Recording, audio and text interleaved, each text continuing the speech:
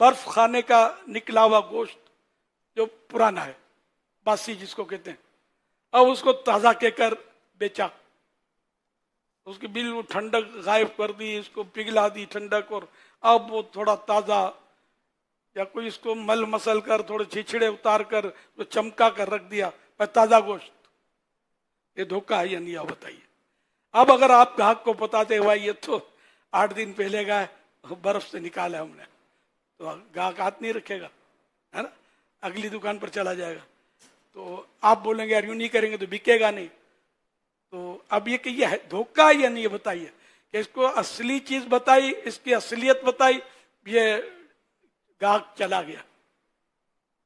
اس کو آپ نے بتایا کہ یہ گوشت بچھڑے کا ہے تو وہ چلا گیا، اس کو بچھڑی کہہ کر دیا، یہ گوشت بھائی بوڑھی بھینس کا ہے تو وہ نہیں لے گا۔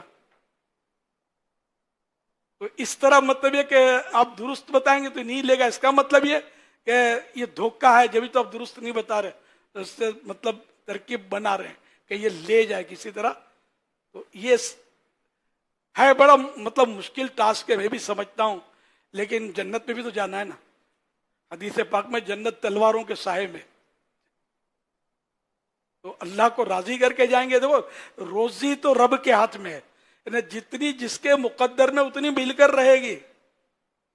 جب تک ایک ایک دانہ بندہ نہیں کھا لے گا، جو جو کام کرنے اس کے مقدر میں تھے وہ نہیں کر لے گا، جہاں جانا ہے وہاں نہیں جا لے گا، یہاں سے آنا ہے وہاں نہیں آ لے گا، جتنا کمانا ہے اتنا نہیں کما لے گا، جس جگہ اس کی موت لکھی ہے وہاں تک نہیں پہنچ لے گا، اس وقت تک موت نہیں آئے گی۔ دانے دانے بھی لکھا کھانے والے کا نام۔ تو اس طرح اگر ہم شیطان کے دھوکے میں آئیں گے نا تو مارے جائیں گے۔ سچ بولے گا آدمی، صحیح صحیح بات بتا دے گا، تو گاہک شروع میں تو چلا جائے گا، ہو سکتا ہے آزمائش ہو، آہستہ آہستہ امیج بن جائے گا کہ یار یہ صحیح آدمی ہے، یہ صحیح آدمی ہے، جو ہوتا ہے یہ بتا دیتا ہے بیچارہ۔